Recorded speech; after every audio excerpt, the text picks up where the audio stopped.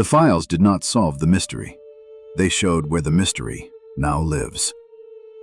On May 8, 2026, DVIDS video ID 1006111, titled DOW UAP-PR49, appeared as a public government record.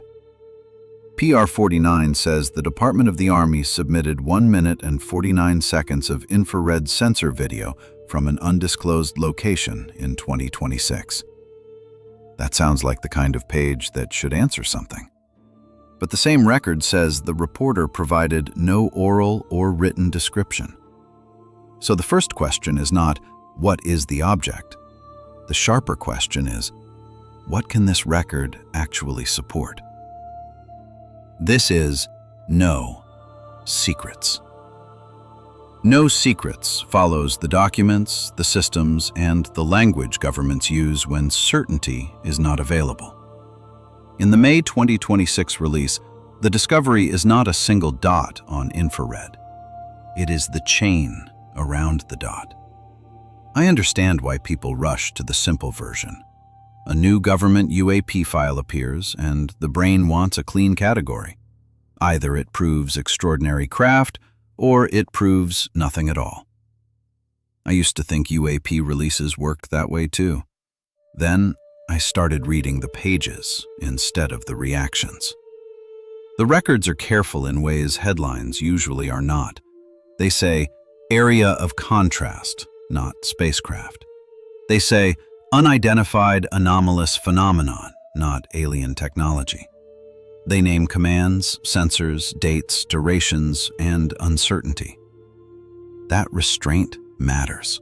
Because if the government posts a file without proving the object's origin, the unknown has not disappeared.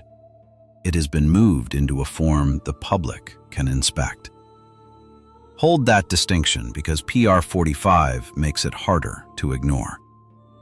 DOW UAP-PR45 is a 58-second infrared sensor video submitted by the Department of the Air Force from 2020. The description says, an area of contrast becomes more distinct, then appears to increase in size. That is the kind of visual moment that can create instant certainty.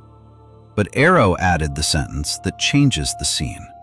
The apparent increase in size was likely at least partly due to the U.S. platform closing distance. That does not solve PR45. It disciplines the question. What looks like behavior may partly be distance, zoom, contrast, and platform motion.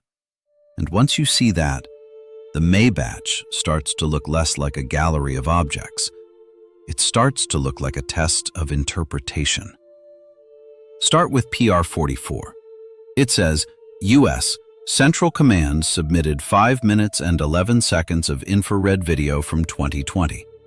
The page describes sensor pans, zoom changes, reticles, contrast cycling, and an area of contrast leaving the frame. That is not cinematic certainty. It is a sensor record with limits. Then PR45 adds AARO's caveat about closing distance.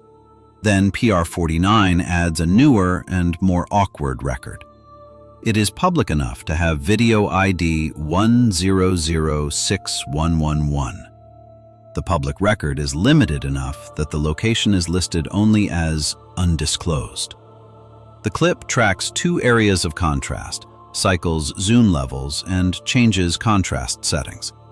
But again, the description warns readers not to treat the description as a conclusion. This is the pattern. The public sees footage. The record gives a chain, and the chain is where the meaning has to be audited. This is where H.R. 8424, the UAP Transparency Act, enters the story.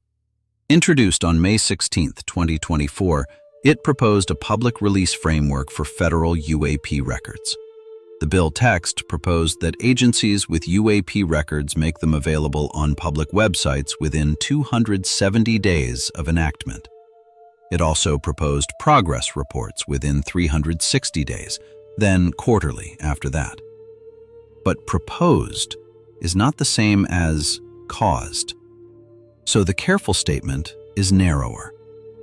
H.R. 8424 shows political pressure for repeatable disclosure.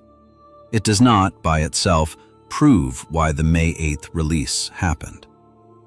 NARA adds one archival layer.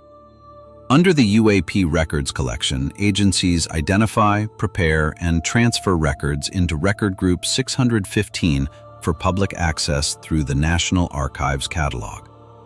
But RG 615 is not the only public channel in this disclosure environment.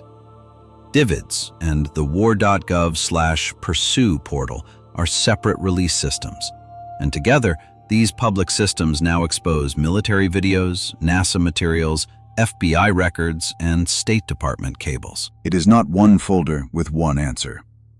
It is infrastructure for uncertainty. That is why a 1994 diplomatic cable matters here.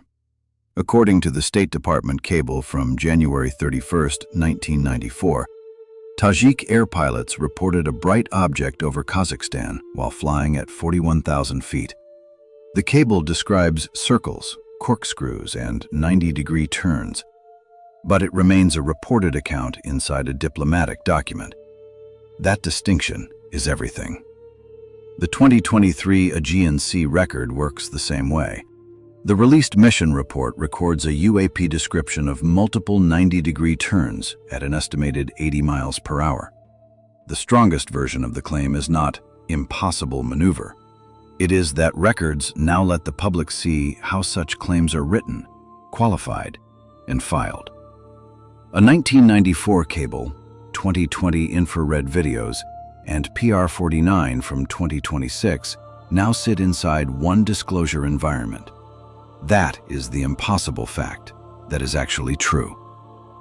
So what did the May 2026 files reveal? Not proof of alien craft, not meaningless footage either.